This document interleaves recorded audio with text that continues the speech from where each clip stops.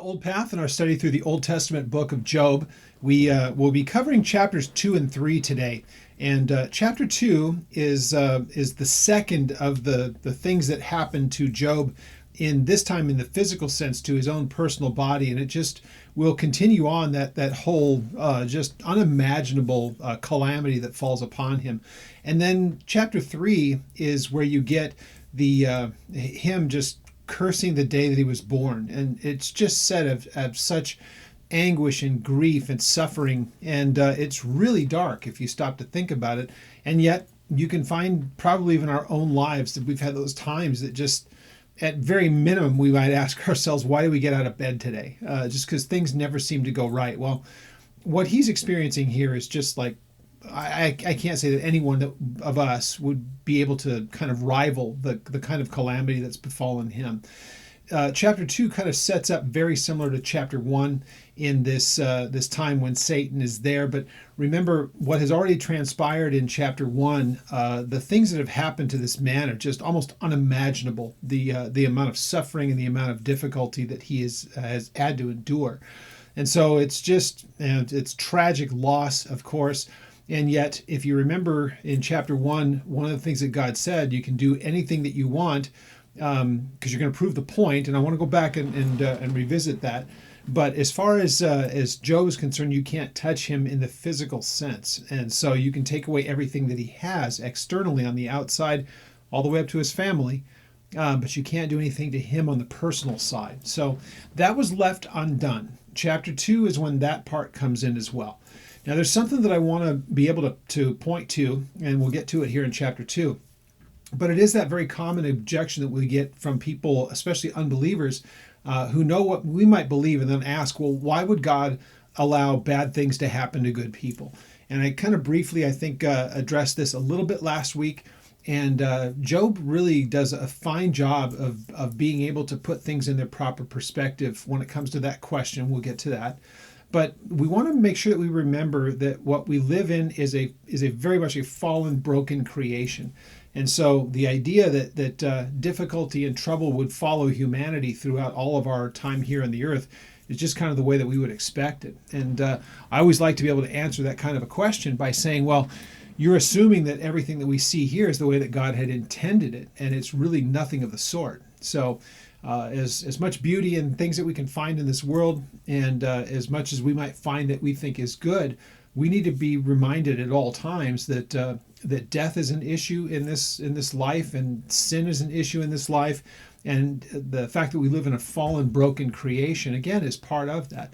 And so the idea that somehow we're guaranteed something in this life is just not shown to be the truth. So in chapter 1, as we'd already examined as well, there's one that will come up today that is this refutes a large portion of the theological Christianity that we see, especially the stuff on television, that somehow if we're believers that we're entitled to a life of riches and health and all kinds of prosperity and all the rest of it. And this book, just on its face, is an absolute refutation of that. It's just nonsense. From day one, when it was first really kind of constructed, it's been a joke, but a sick one at that, because it ruins people's lives when the formula doesn't work. But in this case here, Job kind of answers that question, and so we'll see that there as well. And then again, as far as chapter 3, we've had those days when sometimes we just think, why did I even get out of bed this morning? And so Job will say, cursing the day on which he was born, it would be better that if I wasn't even born at all. And it's of course born out of just incredible grief and sorrow and anguish, and it's very, very dark. And so we'll take that on in chapter 3. By the time that we get to chapter 4, we're going to see that his counselors have now made their way to him. And it's been some time since the first of these problems the things of chapter 1. By the time that chapter 4 rolls around, it's taken time for this information to get to these people who are his counselors, his friends, and then for them to get there and to come and visit him and to see him. So chapters 2 and 3 is where we'll be today, and the looking back on it was last week. Remember, just as we look at this, it was the same setup here in chapter 2. There is an assembly, if you will, that come before God. I believe without too much question, these are angels that are there, and Satan is among them. And he makes the accusation when God says, since you've been all throughout the earth, and he mentions Job. Of course, God knows how all of this is going to work out. But there's a very interesting thing, and I believe that this is the kind of the linchpin for the entirety of the book. All of this happens because an accusation was made. And though it may seem directed at Job, it was only going to play out in Job's life. But the accusation was, the only reason that anyone has anything to do with you, God, is because you give them things and you bless them. But if you take away their blessing, they will curse you to your face. And so that was the accusation. And I'm of the opinion that couldn't go unanswered. Because if it was, again, all mankind will stand before God someday and he will judge them. And those those who will be judged and sent into an eternity separated from him, if a question like this had gone unanswered, I believe that knowledge will all be there when we stand before God someday. That this accusation would be one that anybody would be able to bring. God, if you had only done this, then I would have. And so in this case, it's Job, and the accusation against him by Satan is, well, the only reason that he blesses you is because that he has kind things to say about you, and that he loves you is because you've given him everything that he wants. And if you take all that stuff away, he'll curse you. And so we know how chapter 1 ended up with that. We know that as far as Satan is concerned, one of his labels that we get from him, he's referred to as the accuser of the brethren in Revelation 12:10. And it's in chapter 12 of Revelation, it's speaking of the judgment that's at hand of him and who he is, and that ultimately he'll be taken down, but he is the accuser of the brethren. What he says here is an accusation not against Job. I guess you could say in some ways it's an accusation against Job. The only reason that he cares anything about you is because you give him things, and so it causes a look at his motivation.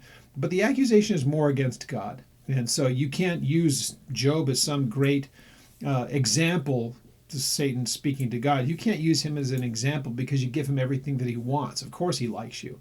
And so that's the accusation. And so the idea that he goes everywhere that he can, looking to do the things that he wants to do, looking whom he may devour, as we know from Peter. And what he has to say about our adversary is like a roaring lion. He just moves everywhere throughout, and looks to not only accuse but to trip up mankind. So it's with all of that understanding that we get to chapter 2, and let's have a word of prayer and let's take a look at the text. Father, as we come before you, we pray that you would give us understanding hearts and minds, and that as we spend this time in your word, that we would have wisdom given to us by the Spirit. And that as we study through these passages, and as we study through all of what is written here, I pray, God, that our eyes and our hearts and our minds would be open to what we could learn from this, and finding out these interesting things in the life of Job and how adversity is met in this case. So we give you all thanks and pray that you would glorify yourself in us, and we give you all praise in Jesus' name. All right, so chapter 2, verse 1 says again, so this is a second time. The setting is very much the same. There is, of course, this is done in the aftermath of chapter 1, so the wording does change a little bit, which I'll show you. That's it in verse 3. But it says again, there was a day when the sons of God came to present themselves before the Lord, and Satan came also among them to present himself before the Lord. And the Lord said to Satan, "From where do you come?" And so Satan answered the Lord and said, "From going to and fro on the earth and from walking back and forth on it." This is like a straight across. This is exactly what was said in chapter 1, and even the dialogue that there is between the Lord and between Satan. So the Lord said to Satan, "Have you considered my servant Job, that there is none like him in the earth, a blameless and upright man, one who fears God and shuns evil?" That again, like what we saw in chapter 1. Here's the difference.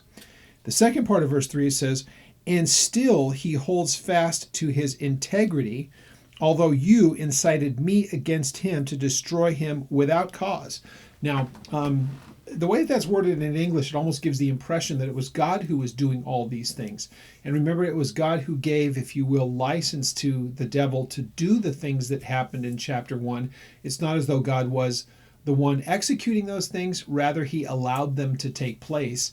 Again, because the accusation is going to have to be answered. I believe that it is one of those things that God could have just rejected and refused it, but it would have always been an accusation. Yeah, well, God never let me prove my point. This is what the devil would be able to say. So it was played out. And so here, God says, having known everything that's happened out of chapter 1, we know that he kept his integrity. In fact, he bowed to the earth and he worshiped God and basically said, I'm not owed anything in this life. Naked came I in, and that's the same way I'm going to go out. Blessed be the name.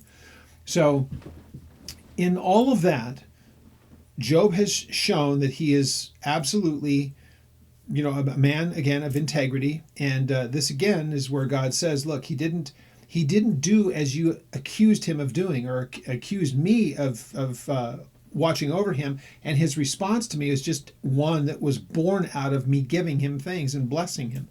So this is the second part of this. And remember, everything in chapter 1 was all of the things that he had externally. All of his servants, all of his livelihood, his livestock, his children, all of that stuff is wiped out in a day.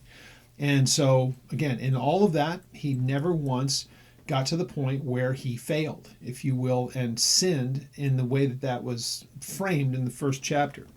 So God says, let's make sure we understand what is said here.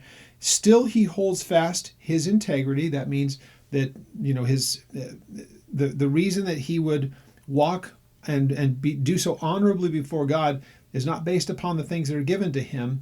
And in fact, we're going to see his own words here. Very, very interesting how he says this. But he's held to his integrity that he is not in any way even hinting at doing the things about what Satan said he would do. So, though you incited me against him to destroy him without cause, and that you brought the accusation, and it put me in the place where I gave you license to do this. And even in that you did your worst to him, and even through it all, the very thing that you said he would do is the thing that he did not do in any way, though you've provoked him like no one's been provoked before. So Satan said to the Lord, and answered the Lord and said, well, skin for skin. All that a man has, he will give for his own life. But stretch out your hand now and touch his bone and his flesh, and surely he will curse you to your face. So now here, Satan's changing the goalposts. All right, well, you couldn't get him by taking away all of his possessions, which really was ultimately the thing. That the blessing was, you give him things. Well, in this case, it's the only thing that has not come under attack yet, which God prevented. You can't kill him. You can't touch him physically. Satan's just going the next step. Well, okay, maybe you took away his stuff and he's obviously in a place of difficulty. Wait until you put him in a place where he starts to see physical things happen to him, and that will be it. That'll be enough. That will make him curse you. So stretch out your hand, verse 5, and touch his bone and his flesh, and he will surely curse you to your face. And the Lord said to Satan, behold, he is in your hand, but spare his life. So again, this shows that God allows these things, but he's not the one doing them. It is Satan who's made the accusation, and God allows the devil to do those things that he does towards Job. Now, again, this is one of those things that cause for speculation because of what it turns out that he has. And so when it just says boils, there are a few different views of what this might be. And there's no sense in getting into it. There's no way to prove it. All that we know is that it's something that would be very, very painful. It was something of the skin, and it went pretty much all throughout his body, as we see. So Satan went out from the presence of the Lord, verse 7, struck Job with painful boils from the sole of his feet to the crown of his head, and he took for himself a potsherd with which to scrape himself while he sat in the midst of the ashes. And you can't, I don't think you can even begin to imagine the misery of this. So there's the misery of loss that he has of everything. And again, of his material things, I think, of course, that's not as much the problem. I believe the most harmful thing to him in the personal sense would be the loss of his children. And so that's the one thing, you can't make that come back. You can get your possessions again. You can get the things that you used to have. You can lose it all and get it all back, but you can't replace those who have been killed here. So here now, all of a sudden, and this seems like, if we remember of all the things, the calamities that happened, they all happened in a day, and they happened in rapid succession. And so my guess is here, it's pretty much the same kind of thing. When he was touched, and what happened to his body and the boils that were there, whatever this was that came up to the surface of his skin, it was just misery, and it would appear as though it kind of came on suddenly like the other things did. There's no reason to think otherwise. And it was so bad that, as it says, to scrape himself. Now, does that mean scratching an itch? There are different views that is meant, but this is just basically taking a piece of pottery, it looks like a broken piece of pottery, and grabbing it, and that's the way you're scratching yourself or trying to relieve the agony of this. So now he is in a completely different place. It's one thing to suffer loss. It's another thing entirely to start to feel the physical effects of affliction. And so now he has all of that as well. So again, this is a real test of him. And here's what happens in verse 9. Before he says the things that he says, his wife said to him, "Do you still hold fast your integrity? Curse God and die." Now, thanks, honey. The one person that wasn't taken from him was his wife, and this is her counsel. So she's at that point of all the things that you could do, the one thing that you won't do is hold God responsible for this. You're holding to your integrity that he doesn't owe you anything, and yet he's clearly let you just kind of twist out here and allowed all of this stuff to happen to you. Why would you want to hold your integrity towards this God that you have? Why don't you just curse him and then let him have at you and just be done with it? Just let yourself die. So, or have him kill you is really kind of more the accusation that's here. So an interesting thing, once again, this is one of those matters, and if we want to make an application to it, for us here and now,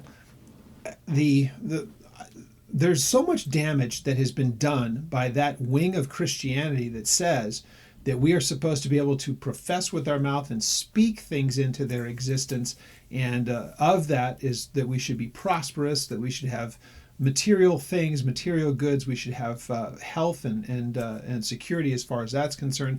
These are all things that the church should be entitled to, and we should speak those things into existence. And here you have an entire refutation of that in every conceivable way. Nowhere do you find in the scriptures that it teaches that we should be expecting things. And of course, there are times when God says, put me to the test in this.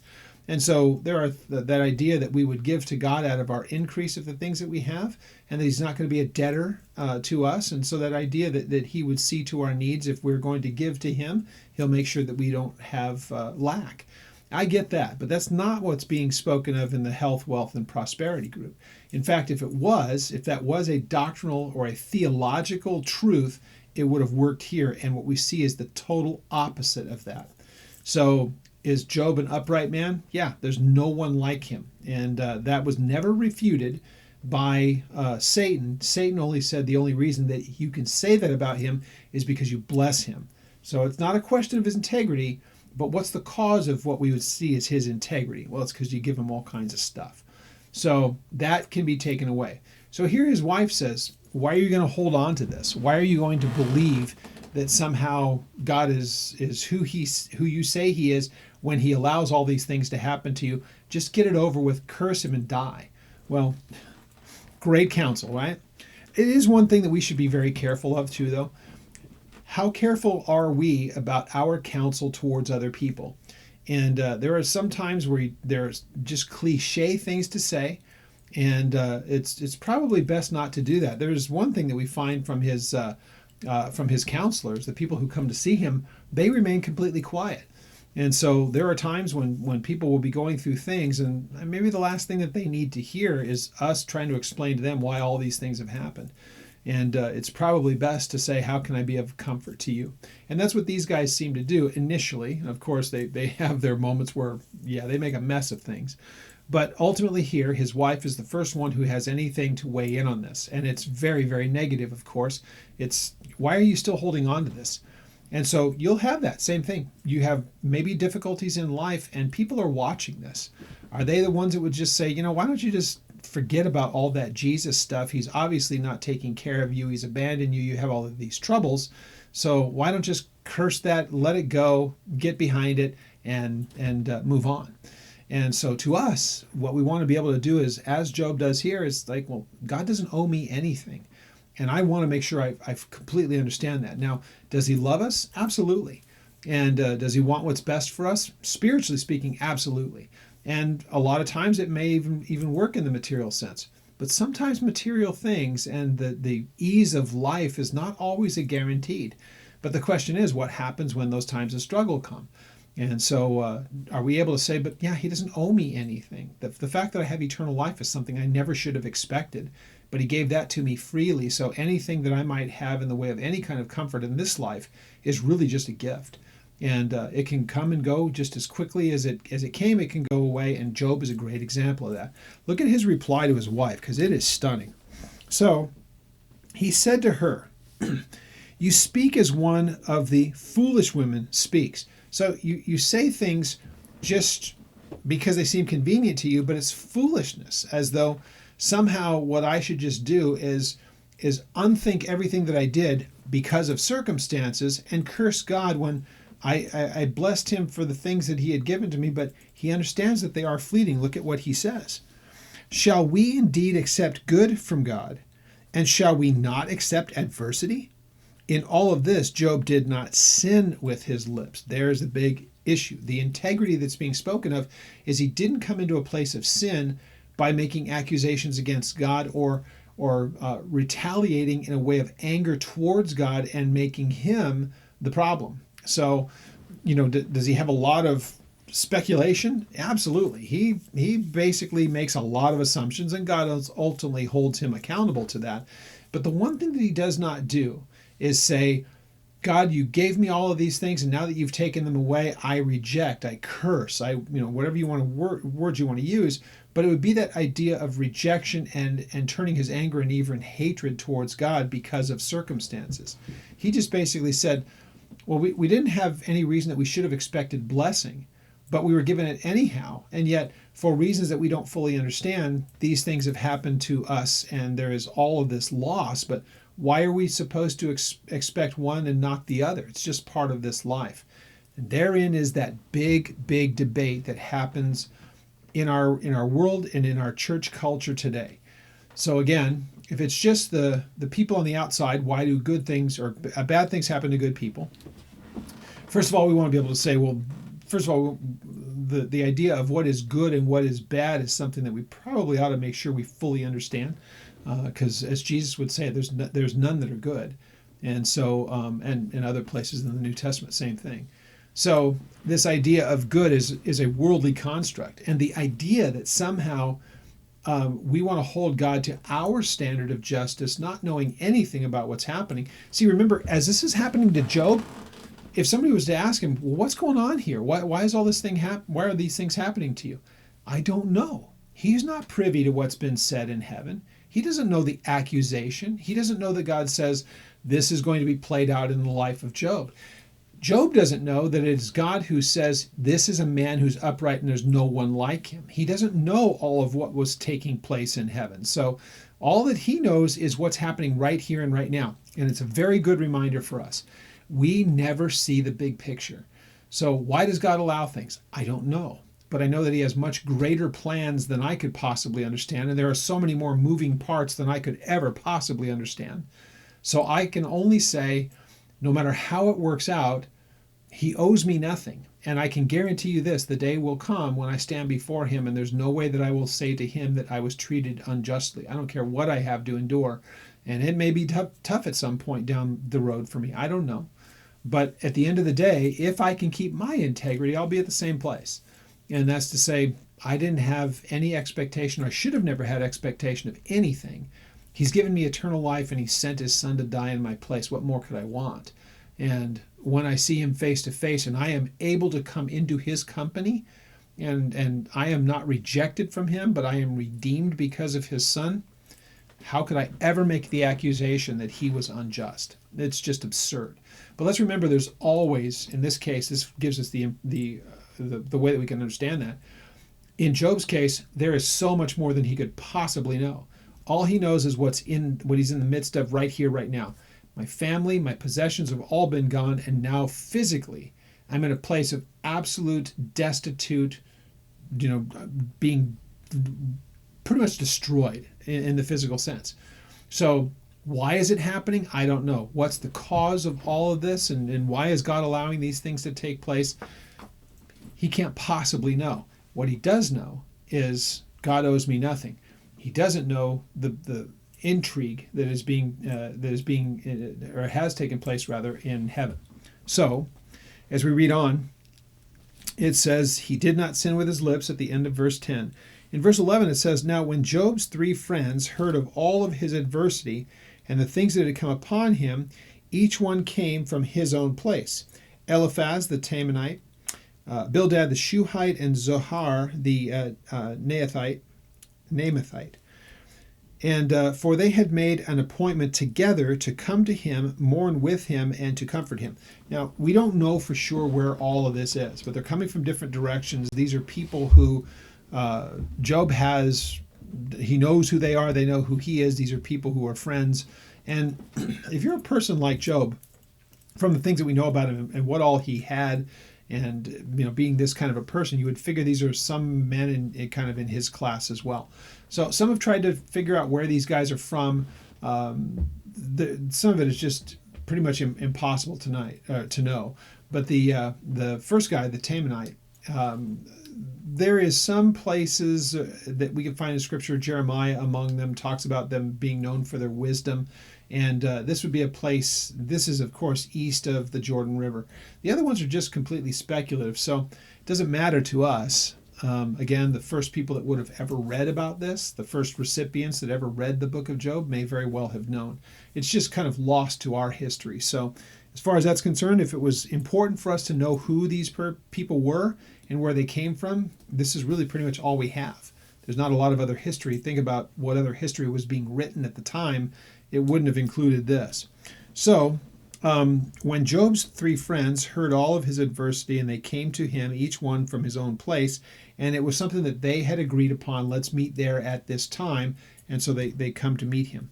So when they had raised their eyes from afar, they did not recognize him. And this is an important matter. It just gives you an idea of how badly disfigured he was. They didn't even recognize him. And yeah, this is kind of along the same lines as after the brutalization of Jesus at his time spent before the Romans, and the scourging that took place there. He was unrecognizable. So they know Job. These are people who are his friends. They all know one another. They had agreed to come and visit him. And this is clearly sometime later. They would have had to have had word reach them, and they would have needed to make their arrangements and then get there. So this didn't happen like, one day things went bad for Job over a course of a couple of days, and they were there shortly thereafter. This appears as though it's been going on for some time, and the ravages of it made it where they couldn't even recognize him. So as you see here, it says, when they raised their eyes from afar, they did not recognize him. They lifted their voices and they wept, and each one tore his robe and sprinkled dust on his head toward heaven, which is, again, just that outward way of the recognition of the anguish and the grief and the sorrow and the pain and all of what they had been able to see. This is a way of coming alongside him in a way of mourning and recognition at the same time. And so at verse 13, so they sat down with him on the ground for 7 days and for 7 nights, and no one spoke a word to him, for they saw that his grief was very great. So there are people who question this, whether or not this is a literal 7 days and a literal 7 nights. If it was just for 7 days, you could maybe make the case. But since it mentions days and nights, there's no reason to think that it wasn't a full week that they were there and nothing was said to him. So it wasn't that they were there to offer anything. They just were there to be before him and wait for him to say something. And he's going to get to that in chapter 3. So again, what's the takeaway for us in this? And what is it that we could possibly learn from this? And I think the answer is pretty obvious, that there are people in times of incredible anguish and grief it's best not to just show up and have a whole bunch of stuff to say to them. Something more like, I can't even begin to understand what you're going through. I'll just sit here with you, and what can I do to comfort you? Something very, very similar like that. How can I pray for you? Letting them know that they are people to us that matter, and that this is that kind of human to human kind of thing.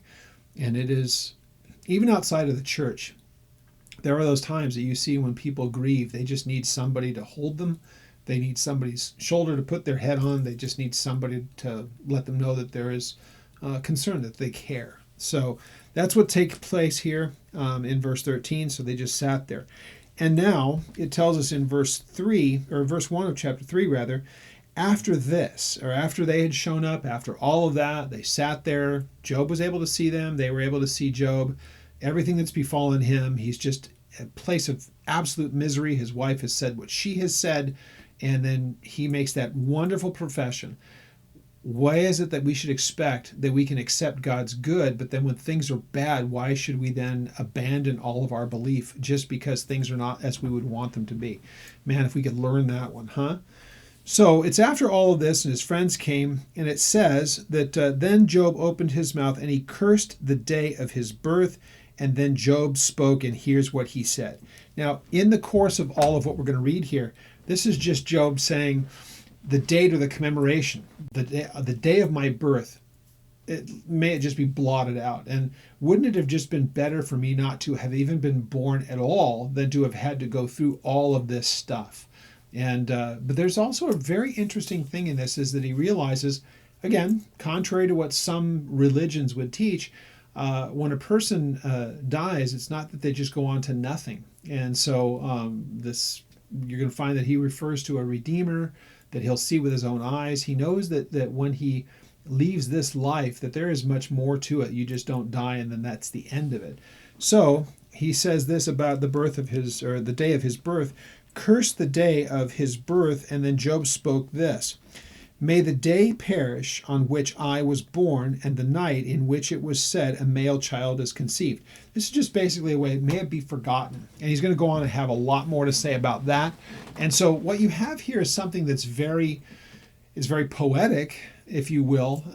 It would be an easy thing for us when we would be in a place like this. Maybe we've been in times when it's just been a really, really bad day. It's like, it'd been better than if I had never been born. I've never been in that kind of a condition. I'll just have to be honest. I've never been at that place. Unlike what I said at the beginning, I have been at those places like, why did I even get out of bed today? The day is just so awful. But I've never been to the point where it's like, wouldn't it have been better if I was never born? Or wouldn't it just be better if the day on which I was born was just forgotten? Strike it from the calendar, and anyone who has that same day in common, let them just be as I am and forgotten. And so clearly this is just said out of incredible frustration and anguish, and when will it all end? This seems so futile and pointless, and you can see it in the things that he says here. It's almost palpable to us all these millennia later, thousands of years later. You can almost come alongside him and say, yeah, well, given all what's happened here, I can see how you get to that place. So he's going to go on quite a bit. It's really, again, like I had said earlier, it's very, very dark, and it is you have to be in a pretty bad place in the emotional sense to say the things that he does. But let's make sure that on the parallel lines with this, though you can see enormous frustration and maybe even anger, I guess you could say, and the futility of things, all of that's running on this line here. This line, do I hold God accountable for it? Do I turn my anger towards him and make accusations against God? Do I do all of these things and make it about him? Or do I just say, this temporary life? So those two things are running parallel, and he never steps over into this. He's going to make a lot of assumptions, and he's going to think, maybe God does things this way because of whatever else, but it's not one of those, who are you to do these things to me? He never gets to that place, which is what makes him different. And before I move on from that thought, I know so many people, I shouldn't say I know them, I have observed so many people who walk with the Lord, and then things don't go as they should, or things happen like what we've seen here on a much smaller scale. And because of that, they refuse to walk with God any longer because they are enraged that God would allow something like that to happen, and they turn their anger towards him. And they make it about God and not about this temporary life, and that it really offers us nothing. So a really interesting thing. And again, if somebody is listening to this and you've gone through that, or maybe even now you're going through it, just remember all of these big picture things. We can be incredibly frustrated by the things that happen to us in this life. And it seems, I know people like this, it seems like nothing that they do ever seems to work out, and their life is just filled with grief and difficulty and all the rest of it. And the only thing you can take away from that is to say, I don't understand why things happen as they do. I do know that there are no guarantees in this life. I know that there is the guarantee of eternal life for those that put their trust in Jesus. And when you see him face to face, you won't remember any of these things going on down here. All that we, as Job here, hold on to our integrity and make it about us and this broken, life that we have here on this broken creation, remembering that God is ultimately in control of all things. And if we are believers, he has guaranteed us of an eternity spent with him, and the blessing that comes from that. It's just, blessing seems like such a weak word to say what we're going to experience. And the Bible tells us that eye hasn't seen, nor ear has even heard. It hasn't even entered into the thought of man the things that are reserved for us. So what awaits us as believers is, it's not even to be compared to the things of this life, which is what Romans 8 tells us, that the sufferings of this present time. In fact, that's a good one to look at here. Let's do that. Let's move to Romans chapter 8, because this would be a good New Testament parallel if you'd like to. And again, Paul went through his share of things. It was not an easy thing for his life necessarily, and he endured a lot of loss himself as well. But chapter 8, really a towering chapter for such things like this. But when it comes to the matters of suffering, it's not just relegated to the book of Job. You can find a New Testament sense here. We just jump right into the middle of, how far back do we want to go? The direct context of it is from the verses before it. You can read all the way up. I don't want to get too much time bogged down in this. But when he says in verse 18:4, you can go back and you can see the continuing thought of what he has to say. In fact, let's just do it. Verse 12. Therefore, brethren, we are debtors, not to the flesh, to live according to the flesh. So our indentured state is towards God for the things that he has done for us, not about the things of this life of this flesh. For if you live according to the flesh, you're going to die. But if by the Spirit you put to death the deeds of the body, you will live. That in King James says mortify. But if you will let those things die as they should, that they don't have that hold over you and they become lifeless to you. For as many as are led by the Spirit of God, these are the sons of God. Verse 14. And then verse 15 says, for you did not receive the spirit of bondage again to fear, but you received the spirit of adoption, by whom we cry, Abba, Father. So we're not in bondage to sin. We've been removed from that. We are not just like all the other people on the earth who don't know God. Instead, we have been brought into a relationship with him, and we cry out to him, Abba. And Abba is just a way of saying Father. I believe it's Aramaic. So, and it says, the Spirit himself bears witness with our spirit that we are children of God. And if then we are children, then we are heirs. We are heirs with God and joint heirs with Christ, if indeed we suffer with him, that we might also be glorified together. So Paul understands it. He understands persecution. He knows the world in which they live. He's had to endure it. And the good possibility is that those in Rome would have to endure it as well. So let's keep our eye on the prize, Paul would say. We have an eternity where God has given us a spiritual rest from all of these things, going along with what Hebrews says, the rest that God offers to us. Though here and now we may have difficulties and we may have to suffer for him. But notice what he says in verse 18. For I consider that the sufferings of this present time, they're not even worthy to be compared to the glory that shall be revealed in us. And then he goes on to say about just we groan and we wait for that, as does the rest of creation, because the creation itself it's been subjected to futility. It's a broken place. So if you're looking for a good parallel to what we're reading in Job in the New Testament sense to get the same kind of understanding. It's not something new. And the idea of suffering happening to righteous people is not just a thing from Job. Look at what Paul has to say there at that part of chapter 8. So there's your side by side if you want to, and feel free to go ahead and go back and read those because they're really, really wonderful. Chapter 8 is just, it could stand on its own as a chapter and be its entire book just on that. The theology in it is mind-boggling. So back to Job. So speaking again of the day, let it be forgotten that that day ever happened, or that night when it said a child is conceived. Let all of that be forgotten. May it be blotted out, basically, is what he's getting at. Verse 4, may that day be darkness. May God above not seek it, nor the light shine upon it. May darkness and the shadow of death claim it. May a cloud settle on it, and may the blackness of day terrify it. Now, again, as I had mentioned, this is really, really dark. But again, this is not born of this is not somebody trying to wax poetic. This is a guy who suffered loss in ways that I don't think any of us can really begin to even fathom how desperately, how destitute he would be to go one day of having everything be in its proper order and everything being just the way that it's supposed to be.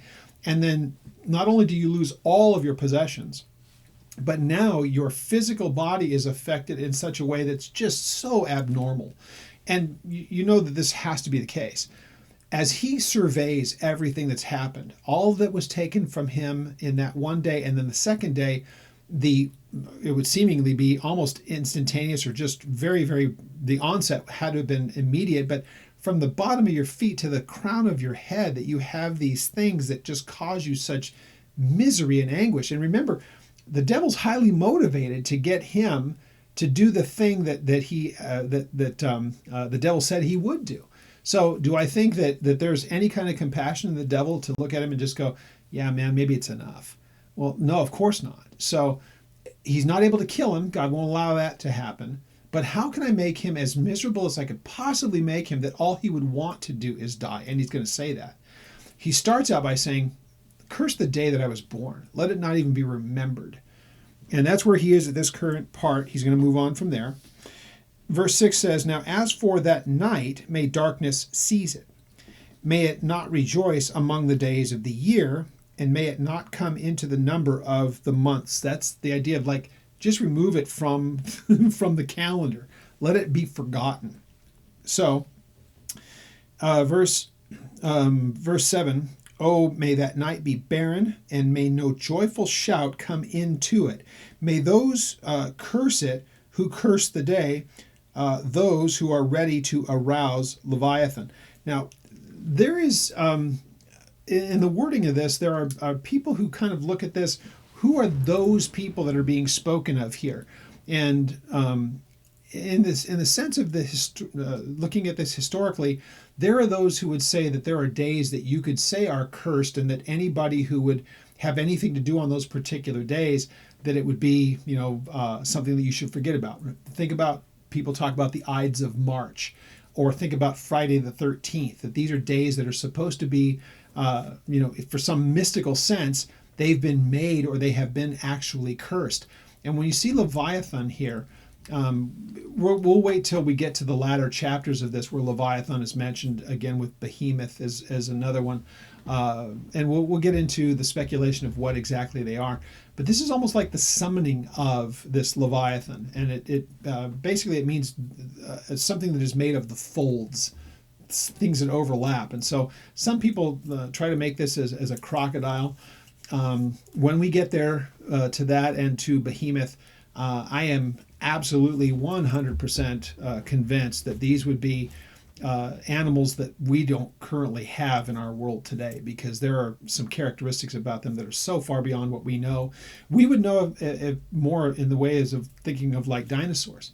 And so I'll wait till we get there, but just to tease it, do I think that there was a time when man existed alongside dinosaurs? Absolutely.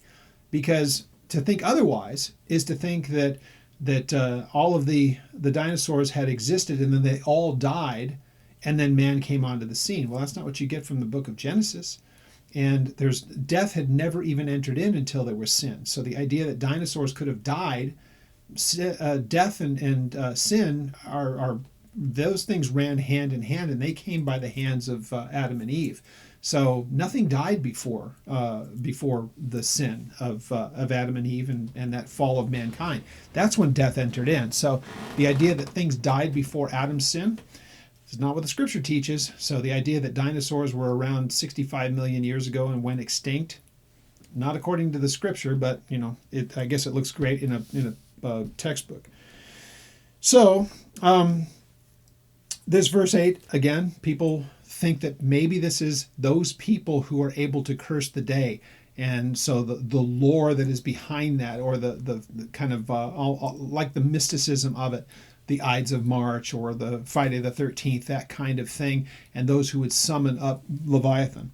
So it says, verse 9, may the stars of its morning be dark, and may it look for light, but have none. So again, all going back to the date of his birth, the day on which he was born, may it just be forgotten entirely, allow it to be cursed, and let it just be one of those things that nobody remembers, and that it wouldn't be able, even if it wanted to reveal itself, it wouldn't be allowed to. So, and not see the dawning of the day. That's the second part of verse 9. And here's why, as he sums this part of it up. Here's why I would say all of those things Job's saying. All of what I want is a curse of the day of which I was born, because it did not shut up the doors of my mother's womb, nor did it hide sorrow from my eyes. The fact that I was able to draw breath and to live is reason alone that day should be forgotten. It would be better had I not been born. And that's what he transitions to here at verse 11. So he says, why did I not die at birth? And why did I not perish when I came from the womb? Why couldn't I have just died at the beginning and not had to go through all of this? Now, some people would look at that and say, well, wait a minute, but up until this time recently, you had this incredibly blessed life. You had everything that anyone could have. You had this reputation like no one else had. You had this integrity and all the rest of it. But so great was his sense of loss that comparing all of what he had to this that he is now experiencing, he would rather opt, it would be better if I wasn't even born. Anything that I had that was of any benefit is lost to me because it's so bad what has taken place. So I don't want to diminish this for a moment of the absolute destitute situation that he is in. This is horrible what's happened to this man. And unlike anything that I've ever seen, this is just literally the worst of all possibilities. And he's had to live through it. So he's comparing everything that he had up to that point and the calamity that's befallen him in these weeks or months compared to a lifetime of benefit. Given all of my options, I would rather that I was never born. That's a pretty heavy thing. But again, remember, in the same time, this is in no ways an indictment or a cursing of God. It's just circumstances. My circumstances have made me so miserable. It's better if I was never born. And of course, he uses all the poetic wording about blot out the day and all the rest. And now it's that idea of, had I not died as an infant, if I had died as an infant, none of this would have happened. So he says, why did the knees receive me? And that's that idea of, putting a baby, well, more than likely, it's that idea that you would put a baby on your knees and there to have a baby sit there. It's that idea of holding them and giving them a place to sit. So the knees receive me, or the breasts that I should nurse. So again, why did I get to the place of even getting to the point of growing up and being raised as a child? How come it wouldn't have been better if I had never even gotten to that point, that I could have sat on someone's knee or that I could have nursed? How about if I had just been taken out before any of that could have happened? For now I would have lain still and I would have been quiet. I would have just been asleep. I wouldn't have endured any of the things that I've done. I would have been dead. That's just that idea of sleep. So he says, and to join or to be with the kings and counselors of the earth who built ruins for themselves. So the kings that have come and gone, these men who have taken on these positions and they've done the things that they've done, and everybody knows their exploits, and whether they rebuilt the ruins or they've done things so long ago that what they built is now in ruin, he would have said, I as an infant, had I died, I would have been resting as they rested. So that the idea that there's life after this. So, or with the princes who had gold, who filled their houses with silver. Verse 16, or why was I not hidden like a stillborn child, like infants who never saw light? Verse 17, there the wicked cease from troubling, and there the weary are at rest. So that's his way of looking at it. There's no one there that's the oppressor. The things that cause my trouble, if I wasn't alive, I wouldn't have to endure it. These are all obvious things, but again, it would be really easy for him to just say two things. Let the day that I was born just be forgotten, and wouldn't have been better if I had just died and never had to grow up. That's an easy way of saying it. That would have taken a verse or two. He's going into all kinds of poetic language here, but it's really born out of a deep-seated anguish and hurt and sorrow, not only at the sense of loss, but now at that idea of being in just such a horrible place conditionally, physically. This is just him saying plenty of words. Now remember, his counselors are there listening to all of this. And it's going to be a very, very interesting discussion of what they say. Again, bad counsel. There's got to be a reason why all of this has happened to you. So I don't want to get ahead of ourselves. That's very, very interesting as we get there next week. So, verse 18, there the prisoners rest together, and they do not hear the voice of the oppressor. The small and the great are there, and the servant is free from his master. So this shows that there is an awareness of the people after they die. So not that just they go into nothingness, as some people would say, that they go into annihilation or anathema, that they're just gone and there's nothing else there. This shows an awareness after death. And again, he'll have many other things. Chapter 19 is probably the best of those examples. I don't want to get ahead of us, but verse 20, why is light given to him who is in misery? Why is there... There are people that look at this as, what is meant by light here? Is it just the illumination? Why is there, a way that they can see things, but they're yet still miserable? Or is this more the light that pertains to life? Why is light given to them, light and life given to them, though they are in misery? If a person is this miserable, why does God allow them to exist like that? Why doesn't he just take them? Notice what he never does here is to try to take life into his own hands. This was said by, if this was a person that had said these things and it was more, I'll take matters into my own hands and I'll end my own life, he never even gets to that place. He realizes that this is only the purview of God. He's the only one who is able to determine who lives or the time when a person dies. He's not going to take it into his own hands, though he would have, as the world might think, he has perfect reason to do so. He's lost everything. Even his wife mocks him. And now he's in such horrible physical shape that people don't even recognize him. What better time than to just take matters into your own hands, so the thought goes. But here, part of that integrity that he has, this is for the Lord to do. And yet he's still questioning, why is it that with all of this misery, why wasn't I just taken out? Better yet, why did I even start down this whole road of living at all? And so really, really heavy stuff here. So these people, verse 20, why is light given to him who is in misery, and life to the bitter of soul, who long for death, but it does not come? And they search for it more than hidden treasures. This is their pursuit. This is what they want. But again, this implies they've never taken matters into their own hands. They just recognize the difficulty of things, and they don't act upon it themselves to bring it to a conclusion. They realize that's for God to do. So, he says in verse 21, who long for death, but it does not come, and who search for it like hidden treasures, who rejoice exceedingly and are glad when they can find the grave. So, why is it that we have to endure when all this calamity comes?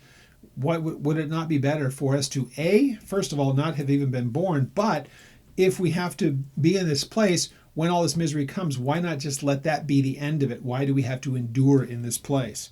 So, why is light given to a man whose way is hidden? So, this is Job's way of saying, I have no idea where things are going, and yet I have another day, days come and days go, I live, light is given, and yet everything of why this is taking place is completely hidden from me. And the second part of verse 23, and whom God has hedged in. That doesn't mean in the way necessarily of protection. It's just, look, I'm boxed in. I can't get out. There's nothing that I can do to relieve the suffering. And yet every day comes a new day and my misery continues, but I'm hemmed in. I can't get anywhere. I'm put in a box, if you will. I have no way out. Verse 24, for my sighing comes before I eat. That's his way of just saying my anguish and my grief. It's kind of like my meal. I don't have a meal and then afterwards, oh, my difficulty of life. It's like, no, I'm already there before I even, take any sustenance or any food. And my groanings, they pour out like water. And then verse 25 and 26 are really, really fascinating in this. Because, again, this is a very human thing. And I think this really helps us to understand the counselors and how they can't bring themselves to some conclusions that they really ought to. And I don't want to go too far ahead as we get into next week, but his counselors have to be terrified. There's got to be a reason why this is happening. Job must have done something, because they, like so many in our world today, there's no way that God would allow this to happen to somebody unless they've done something wrong.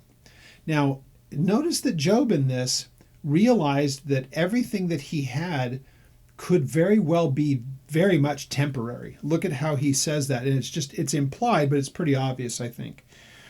For the thing I greatly feared has come upon me. Could everything that I have, all that I have of my possessions, my health, all of that, could it all be taken away? That idea that, what about tomorrow? Do I have a guarantee of tomorrow? If I'm living in a place of relative comfort and health, could that all be gone tomorrow? Each of us has to kind of think of that, because again, let's face it, I don't care how healthy you are, you really don't have a guarantee that tomorrow you're going to be as healthy as you were here. Look, I'm this year, we just started, it's only the 2nd of January. This is the year that I will turn 58 years old. And I can tell you that when I was 48, 10 years ago, I didn't feel anything like I do physically now. I feel the wheels turning, and I'm really starting to change physically. And I realize that it's just part of aging.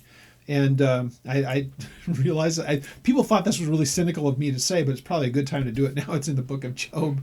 But people would say, I would tell them at the time, I'm in my 50s. Oh, well, you're still young. Hey, look, if I turn to be 100 years old, I can guarantee you, physically anyway, my first 50 will be a heck of a lot better than my second 50. That I know. Because these bodies are not intended to live forever. That's just the long and the short of it. And I am reminded of that every single day as I wake, that I am not as spry as I used to be. I don't recover like I used to. The things that are starting to happen physically to us, they didn't happen way back when, but they're happening now. And again, it's just part of this fallen creation. But that idea that in the back of their minds, the fearfulness, could everything that I know about my life change overnight? And is it a fearful thing? Yeah, I guess to some extent. I also know this, that whatever may happen to me right here and now, it's not as though God doesn't take notice of it. It's not as though he doesn't see it and doesn't understand it and doesn't already have the understanding of what happens next. I'm the one who doesn't know any of those things. He knows it entirely. So I'm comforted at least in that part of it.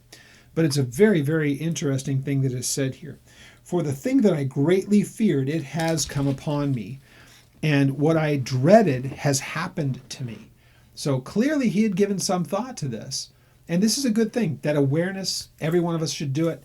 Look, today is the day, it is the way that it is, but tomorrow is not guaranteed. I only know what's happening right here and right now. And there is that idea of fearfulness that he has. He's thought about this before. Could it all be taken away? And so I think each of us should do the same thing. And then even start to ask, how would I address that? If everything that I have ever seen, if everything burned to the ground and everything that I know about my life and the comfort and the peace that I have in it, if it was taken in a moment, how would I react? It's a fearful thing. let's be honest, it's just a human thing. The fear of the unknown is really a terrifying thing. He says in verse 26, I am not at ease, nor am I quiet. I have no rest, for trouble comes. So again, this is his day-to-day life. He's in the midst of it. That thing that he feared, now he has to live with the day-to-day reality of it, because he doesn't know that these things will be restored to him at the end. And so as we get to the end of the book, we don't know that when this all finally plays out and God has his time to speak directly to Job, and then God restores to him and all of the things that happen as this book ends, he has no understanding that that may happen tomorrow. The thing that he feared has come upon him, and for all he knows, it will never get better. This thing that he has in the physical sense, and again, he'll be reminded, of course, in his own mind, I'm sure he's reminded constantly, I've lost my kids, I've lost my possession, my servants, my livelihood, I've lost all of that stuff. I think it's eclipsed at this point by the fact that he's in such bad physical shape that his misery is, I mean, we all know this. If you've got some kind of really horrible affliction, that's all you're thinking about. So think of those things that just, toothaches are a great example of this. Some small little part of your body can just dominate every single thought that you have until there's some kind of remedy. I'm not even thinking about everything that's going on if I've got that, an abscessed tooth or a cavity or something. That's just one of those examples. Or as a kid, I would have a problem if I went out into the ocean and water got in my ear. Man, I can tell you it's going to be 2 to 3 days of sheer misery, like an ice pick is being driven into my ear. I'm not thinking about anything else while that's going on. It dominates everything. So my guess is that he's here at this point with all of his physical things. All of that's happened. It's in his mind, I'm sure, but the immediate thing is that your body is just in such a place of wreckage that it's all that you can think of. And that thing that he feared, and then he says again at verse 26 to end this, it says, I am not at ease, nor am I quiet. I have no rest, for trouble comes. There is no remedy to this. There is no relief to me. So whatever it is 24/7. Can you sleep through these things, or is your sleep just kind of restless? And I understand what that is. I've had that problem with headaches for years. If I get the headaches that kick up, I can't sleep because they're so intense until the medication that they give to me can take care of the headaches. But if I don't have that, I can't sleep, and it doesn't go away. So I get in some small part what that's like, and I've been at that place where it's like no matter what I do, I can't rest. I'm in a place of just constantly be reminded of my, the wreckage of things. So what we get to in chapter 4, we'll pick it up next week, and we'll take a look at the beginning of the counsel of his friends. And you can see again, as they watch this, you can see that they are deeply troubled about the situation that's here, and whether or not they, as they view these things, there's got to be at that back of their mind. If this can happen to him, it can happen to any of us. And there seems to be a little bit of terror in these men. So we'll pick up that at chapter 4 next week. And if anything has been brought up in this text that you're interested in or would like further dialogue, I was thankful I had somebody contact me from our Hebrews study that I did towards the end of last week. And they wanted clarification of something that I had said, and it was just a blessing to be able to do that. And I am thankful for people that will take the time and write. And if there's something that's been brought up in the text and they have further questions on it, please contact us through the email. We'd love to have your input, and I'd love to be able to dialogue with you if you have any questions. So you can do that through the website, which is oldpaththeology.net. You'll see the address at the end of this video if you need it. And drop by the website. We're starting to put up more content in the blogs, and I'm going to be putting up videos from various conferences that I've done in times past if you want to see it on topical things. So with that, we pick up at chapter 4 next week, and look forward to doing this and studying through it with you.